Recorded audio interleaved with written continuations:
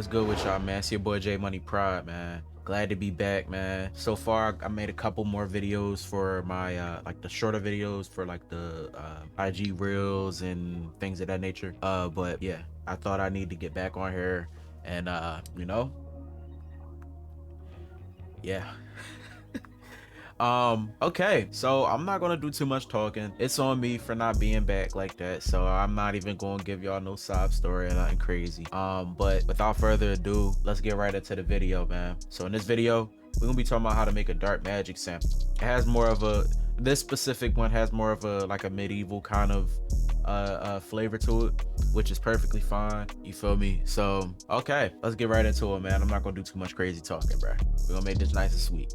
Let's get right to it. So I personally like doing these videos, man, like, you know, the longer ones as opposed to the shorter ones, even though the shorter ones is like less editing and less like time consuming, I guess. I feel like in 1 minute, like I don't think anybody can really explain, you know, things in better depth. And I felt like even when I had to learn stuff on YouTube from various people that I've watched for like mixing and all kinds of different stuff along the lines of music or anything for the matter, I feel like, you know, some things deserve short videos. Like, you know, if it's like, oh, how to fix this issue, like I'm not trying to watch a 20-minute video on how to fix a bug or how to fix something, you know, in my project. Whereas like if you're describing like how to master a 64 channel, you know, track for somebody, like I want to know in depth like what the heck I got to do, right? Like I'm not about to sit here and just like watch a 30-second video because, you know, that's just how they can get, you know, more views or whatever. Like it's whatever. I'd rather like learn, like actually be able to take note of stuff, like, you know what I mean? But anyways, so you guys heard how the sample sounds in the beginning. That was actually pitched down. That's what I did towards the end, where I ended up just pitching down the sample. So I ended up starting off in G minor, and this is the pattern that I've came up with. I've used I've been using this like instrument for a good minute now, and I've been loving it. Like I've loved the phrases that it comes with as well. I just recently started getting into actually like applying some of my own notes, and I love it, man. Like it's a good replacement of like the nylon guitar, in my opinion, for me. And for like the stuff that I make, it just kind of like context wise make more sense to use some of like the Renaissance instruments as opposed to like a classical guitar, you know what I mean? But this is the pattern that I came up with.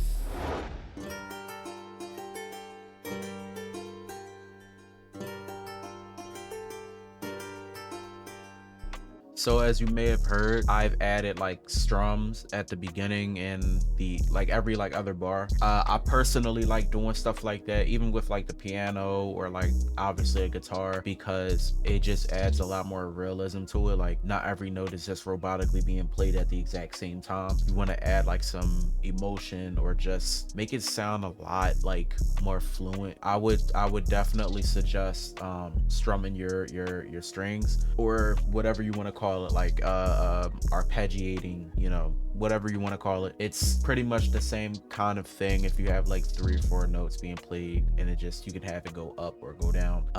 So I also went with the triplet. So if I go to this, you'll see that I have 8th note triplets.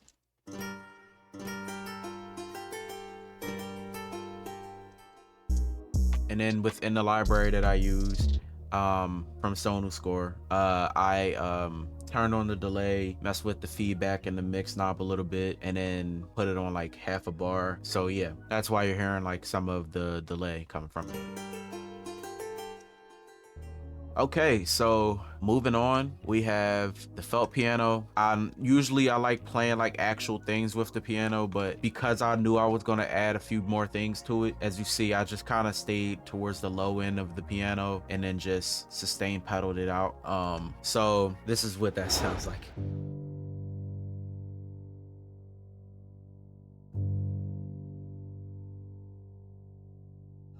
All right, I don't need to explain that. That's very, very easy, very, very simple. Okay, moving on to the mallets. In terms of the mallets, I really just kind of went with the approach of following the path of the other instruments. You know, I like top lining a lot. I like adding certain layers of other instruments, or sometimes even the same instrument on top of one another, to create like a sense of more than one person playing, or to create the sense of just harmony. So this is what this sounds like.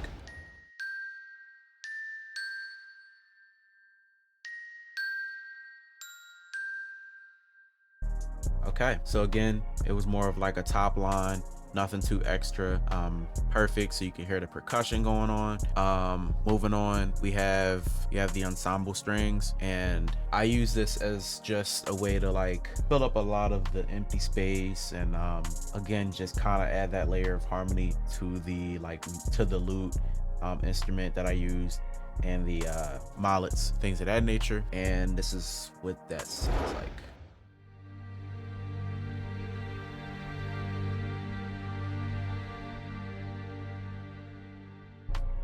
All right, so one thing that I will mention, and you'll probably hear me mention a lot more, is aside from like the key switches and things like that, I didn't use any key switches on this. There is none for this particular library. However, I know you guys heard like the strings go up and then kind of back down, sort of like a crescendo leading into a diminuendo. Basically what I did was, as you see in the modulation, what I did was I used my modulation knob on the or modulation wheel on my MIDI keyboard, and then at first I played the notes, you know, with both my hands. Like I had my right hand hit D, A sharp, and G, and then also D when the second half of that bar came in, and then I on my left hand just played G, you know. And then after all of that was recorded in, I then modulated the sweep up and then going back down. I've connected the parameters of the expression and dynamics, and then I did a little bit of timbre adjustment, which is also here. So you're hearing all of those together to create more of a realistic you know, image of how the strings were being played, as if a real group of string players were hired to play this. Okay, moving on, we have the solo violin, and as you can see, there is also, you know, modulation going on here as well. I use my mod wheel for this as well, and like I said, I like doing that because of the fact that it just adds a lot more realism. Instead of it just being a static one, you know, level all the way through, that will make it sound very bland, and you'll hear every instance of the samples being changed in a way that's not emotional, like, you know. So this is what this sounds like. And again, this is another top line. I just like going off the idea of creating a base, creating a foundation, and then building off of that throughout the layerings. This is what that sounds like.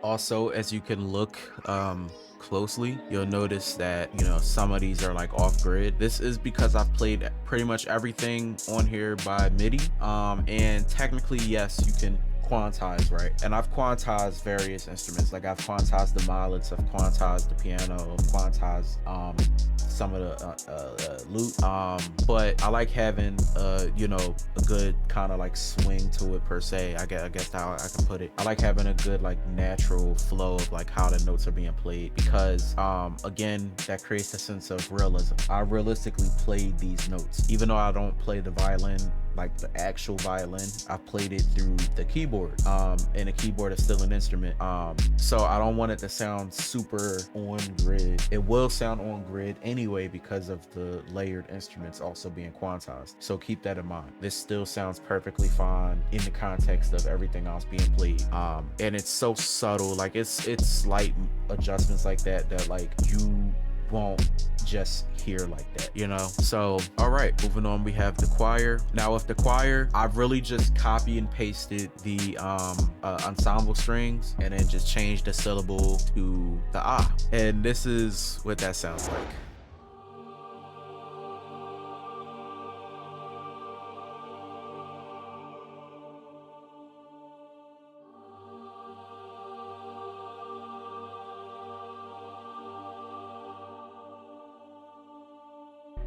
All right, again, that's just kind of layering with the strings.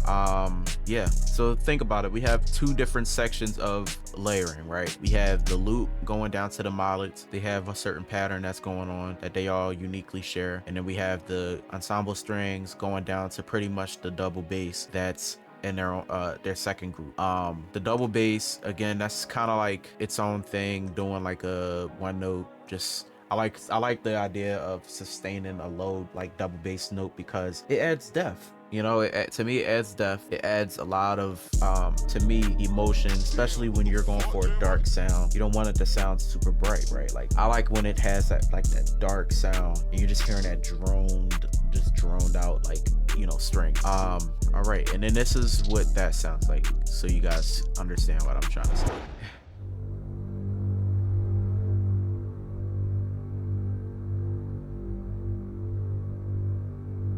All right, so you guys heard how the double bass sounds, and you can definitely tell that it's pretty deep. So that being at the bottom layer of everything else being played adds like a lot of, like I said, a lot of depth, a lot of emotion. And then solo vocals, essentially when you're gonna hear this vocal, you're gonna be like, this is not you, this isn't your vocals, this isn't, what is this, right? Well, I'm here to tell y'all that, like, hey, look, the secret's out, man.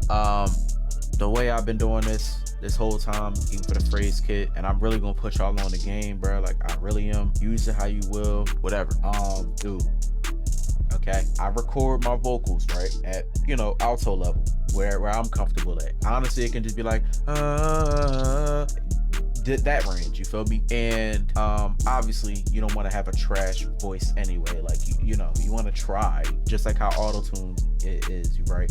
You want to at least try. Auto-tune is going to help pitch correct, but at the end of the day, you still gotta like sing, you still gotta vocalize yourself, right? So I basically did something like along the lines of that, and then with the take, the dry take, not the effects, I go onto this website called Musicify. Listen, bro, I've somehow got put onto that through a Discord channel. Shout out whoever, I can't even remember. Shout out whoever put it in like the links or whatever, like the source links. Dude, for a good while I was trying to figure out how I can get female vocals done. Found that, put my audio file in there, and it changed my life, bro. You can pick different artists, like different like celebrity vocals and stuff like that. You know, some people do that kind of thing for like the trolling and all of that, or like making songs out of like Playboy Cardi voice or whatever. Well, I was able to pick like a female voice and save it, and then drag it back in and add like reverb and different things like that, so it's not dry, obviously. A little bit of auto-tune, not like no crazy robotic auto-tune, like soft retune speed, and it sounds great, dude, like crazy. And then this is what that sounds like.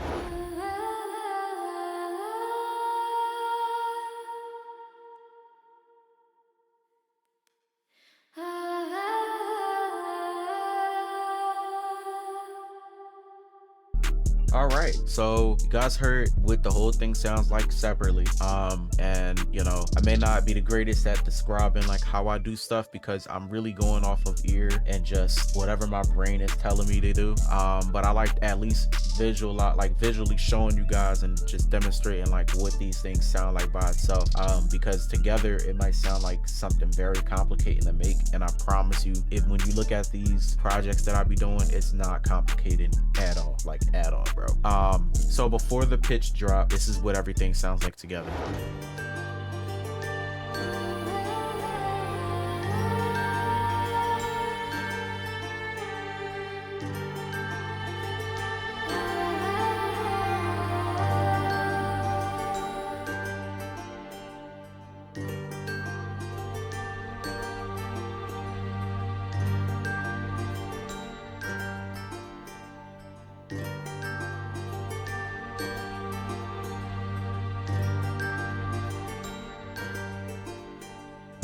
Okay, and then pretty much after that, the double bass comes in, and that's about it. I keep it very simple. So pretty much the next thing after that, you know, as you see, I got some reverb on some of the things.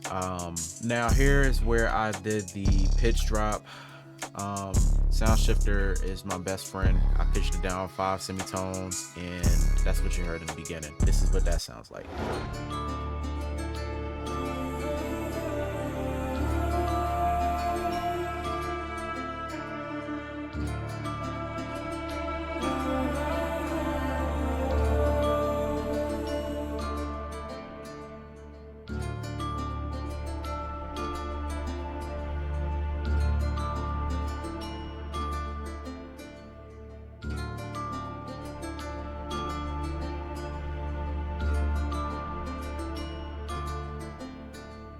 All right, that's really about it though, man. Like that's, like I said, I keep everything very simple. Yeah, I keep everything pretty simple. It's only 8 tracks, 7 counting MIDI, and then 1 counting the vocal phrase that I did, and that's about it. It does not have to be super complicated. It does not have to be 20 tracks. Simplicity is key, as they all say. And that's about it, honestly. So again, I'm glad to be back. My apologies for being gone for so long. A lot of stuff came up, but I ain't gonna get into all of that, you feel me? I also been getting right in the gym, just trying to overall just change habits and things of that nature. But yeah, I'm trying to get back on schedule, and everything is gonna be straight, bro. So if you guys like this video, man, be sure to subscribe, hit the like button, comment, turn post notifications on, all that good stuff, and we're gonna be back in the next video. Also, in my description below, make sure to check out my Instagram, my TikTok, and yeah, and also check out my YouTube shorts and stuff too, because I'm also gonna be dropping my shorts and stuff like that on there as well. If you want to get kits off of me, I'm also going to be putting out some kits and stuff soon too. I currently have a few of them on my website now. I'm working on something pretty big, so you know, check out the link in my description that leads directly to my website. And also, guys, I would really appreciate it if you guys would donate. I'm also working on this album called Luna that's coming out next fall. It's basically gonna be a soundtrack album, just me expressing myself as a musician as opposed to like just catering to artists a lot of the times with my beats. So it would really mean a lot to me if you guys could donate to the cause. It's just to invest in certain gear, invest in certain libraries, and just, you know, be able to invest in getting the projects mastered and engineered on and things of that nature. That's about it. I will put all the stuff in the description. Yeah, bless you all, and I'm gonna see y'all in the next video, man. Peace.